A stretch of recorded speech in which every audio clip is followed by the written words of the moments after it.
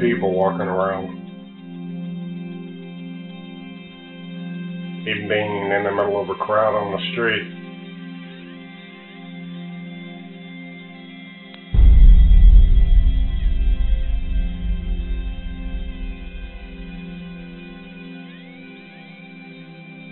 We're all going our own way.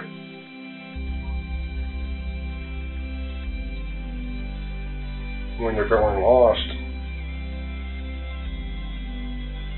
you can't make a connection. It's very difficult. And it's that connection that's important. Without that, yeah, I'm alone. That's what it feels like.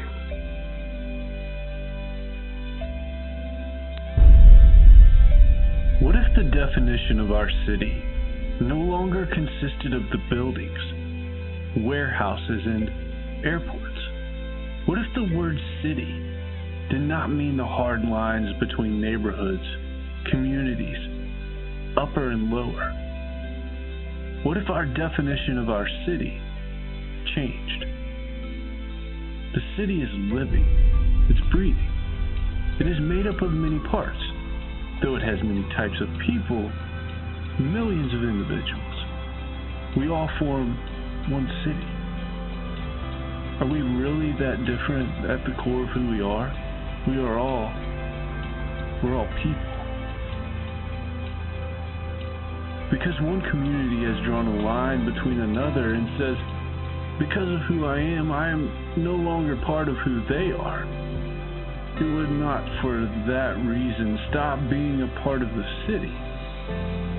And if a building, no matter how large, decided to not be part of a smaller building across the street, would it not still be on the same street, in the same town? But in fact, we are all part of the same city. Every one of us. One neighborhood cannot say to the mobile home community, I don't need you. And the rich cannot say to the poor, I don't need you. On the contrary, those parts of the city that seem to be weaker are indispensable. How else would a people that make up a city experience a love that is undeniable? How would a people experience more than they currently know unless the walls came down? How would resources get across the hard lines if we said, I don't need you?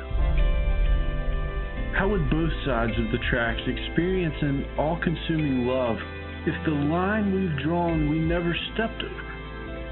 If we ourselves never stepped over that line, the city would not be complete. The city would be cold and hungry and full of lonely widows and orphans with no peace.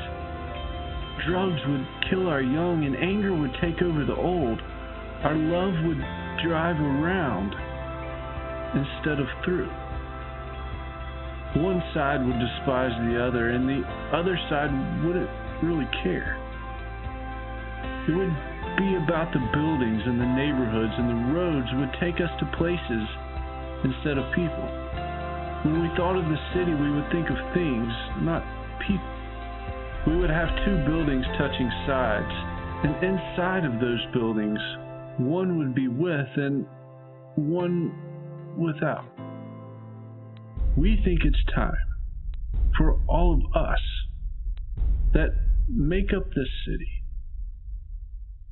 all of the people, to merge. Jews and Greeks, Catholics and Protestants, black and white, Hispanic, Asian, young and old. We are all people. Imagine one body of people, one city breathing and living together, not as individuals, but one. A city where we can talk about our needs, and a coordination between entities comes together to help. What if relationships were key, not just within an individual building, but from one building to another, from one street to another? What if the abundance of goods would be effectively shared? There would be no misunderstanding of why some have and some don't. We would know people. Several years ago, I lost my wife, and she loved. It was one of the hardest things I ever lived through.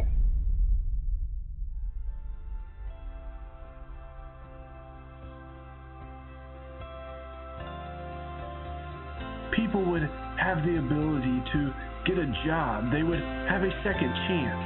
That second chance would mean a place to sleep. People would have a road to recovery. Business would thrive. Skills would match innovations. There's an abundance of money, time, and talent within this city.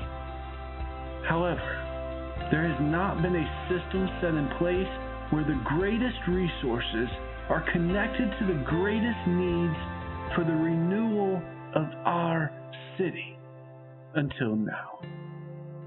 Join us on this journey to City Merge.